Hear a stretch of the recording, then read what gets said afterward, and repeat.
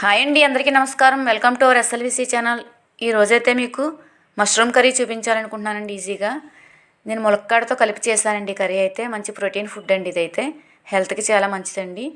నేను కావాల్సిన పదార్థాలు, తయారీ విధానం ఈజీగా చూద్దామండి. ముందుగా అయితే నేను ఒక ప్యాకెట్ తీసుకున్నాను. మష్రూమ్స్ 200 గ్రాముల వరకు ఉంటుందండి. అవి ములక్కాడైతే చిన్నగా ముక్కలు కట్ చేసినవి 1 కప్పు వరకు తీసుకున్నాను, చిన్న కప్పు.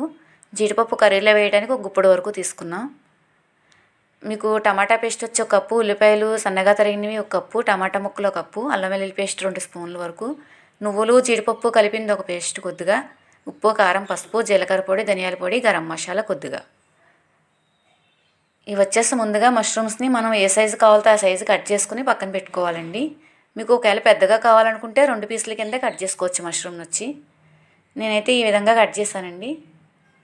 వీటన్నిటిని ఇలా కట్ చేసి పక్కన పెట్టుకున్న తర్వాత ఒక గిన్నెలో నీళ్లు తీసుకుని దానికి కొద్దిగా ఉప్పు కలుపుకొని నీటిలో ముందుగా కట్ చేసిన మష్రూమ్స్ అన్నీ వేసి బాగా శుభ్రంగా కడుక్కోవాలండి. కొద్దిసేపు నాననిచ్చి దాంట్లో ఉప్పు అంతలో దాంట్లో మొత్తం కడిగిన తర్వాత నీటిలో వాష్ చేసుకుని పక్కన పెట్టుకోవాలి. ఇలాగా తర్వాత వచ్చి స్టవ్ వెలిగించి పాన్ పెట్టుకుని మష్రూమ్స్ వేయించడానికి సరిపడగా కొద్దిగానే వేసుకోవాలండి. ఆయిల్ ఎక్కువైతే అవసరం లేదు. వీటిల్లో వాటర్ కంటెంట్ ఎక్కువ ఉండటం వల్ల వాటర్ వచ్చేస్తుందండి మీకు. మష్రూమ్స్ దీంట్లో వేయగానే నీరు కింద వచ్చేస్తుంది ఆయిల్ అంతా. చూపించిన విధంగా ఒకసారి ఫ్రై చేసుకోవాలండి. చూసారు కదండి, వాటర్ వచ్చేస్తుంది ఆయిల్లోని. ఎక్కువ అయితే వేసుకోకూడదండి, ఆయిల్ కొద్దిగానే వేసుకుని ఆయిల్లోనే ఫ్రై చేసుకోవాలి. కొంచెం ఫ్రై అయిన తర్వాత తీసి పక్కన పెట్టుకుని కొద్దిగా ఆయిల్ కూడా తీసేయాలండి. అంత ఆయిల్ కర్రీకి అవసరం లేదు, కొద్దిగా తీసేసాను నేనైతే.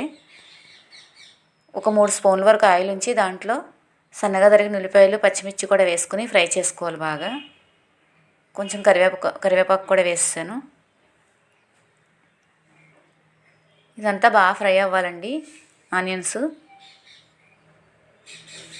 కర్రీ అయితే చాలా టేస్టీగా ఉంటుందండి. ఇది ముందుగా తరిగిన సన్నగా టమాటా ముక్కలు ఉన్నాయి కదండి, సన్నగా తరిగినవి, అవి కూడా తీసుకొచ్చి వేసి బాగా మగ్గనివ్వాలండి. టమాటా మెత్తగా అయ్యేంత వరకు గ్రేవీలో కలిసిపోయేలాగా బాగా మగ్గనివ్వాలి.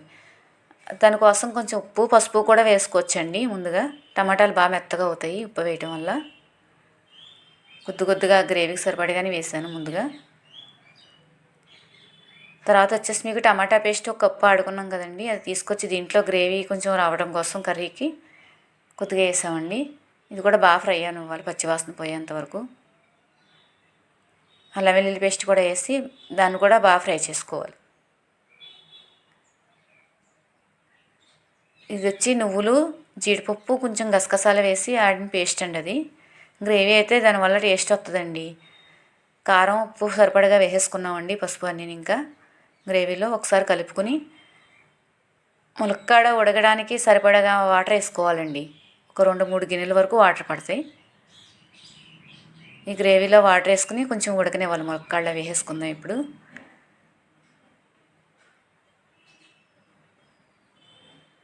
మొత్తం అంతా కలుపుకొని ములక్కాడ ముక్కలు,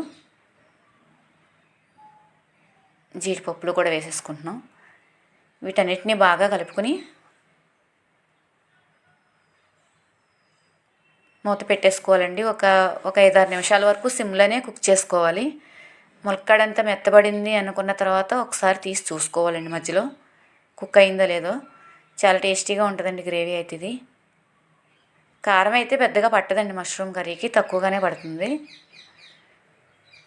అవి ములక్కాడ ఉడికిందన్న తర్వాత దాంట్లో కొద్దిగా ముందుగా మనం ఫ్రై చేసి పెట్టుకున్న మష్రూమ్స్ ఉన్నాయి కదండి, అవి తీసుకొచ్చి దీంట్లో వేసేసి జీలకర్ర పొడి, ధనియాల పొడి, గరం మసాలా కొద్దిగా తీసుకున్నాను కదండి నేను, అవి కూడా వేసి మళ్ళీ మూత పెట్టి ఉడికించుకోవాలండి గ్రేవీ టైట్ అయ్యేంత వరకు. మొత్తం అంతా మసాలా అంతా పట్టేలా చూసుకుని అటుకి మూత పెట్టి ఇది కూడా ఒక 5 నిమిషాల వరకు సిమ్లో కుక్ చేసుకోవాలండి. మీకు ఏ కర్రీ అయినా లో ఫ్లేమ్లో కుక్ చేసుకుంటే చాలా టేస్టీగా ఉంటుందండి. నెమ్మదిగా ఉడికి మాడకుండా ఎంచక్కా ఉంటుంది. చూసారు కదండి, గ్రేవీ అయితే టైట్ అవ్వాలి. ఇంకా కొంచెం చివరికి వచ్చేస్తుంది కర్రీ, ఆయిల్ బయటికి కనిపిస్తుంది కదండి. కర్రీ అయితే చాలా బాగుంటుందండి, స్పైసీగా అయితే ఉండదు, చాలా బాగుంటుంది. మష్రూమ్ కర్రీస్కి మీకు కారం మసాలాలు పెద్దగా పట్టవండి, తక్కువగానే వేసుకోవాలి. కొంచెం మెంతాకు కొత్తిమీర కూడా వేసానండి చివరిగా. మష్రూమ్ కర్రీ అయితే రెడీ అయిపోయిందండి. చాలా బాగుంటుంది రైస్లోకి అండి ఇది.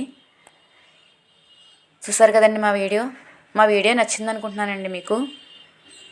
మా వీడియోస్పై మీ అభిప్రాయాన్ని కామెంట్ రూపంలో తెలియచేయండి.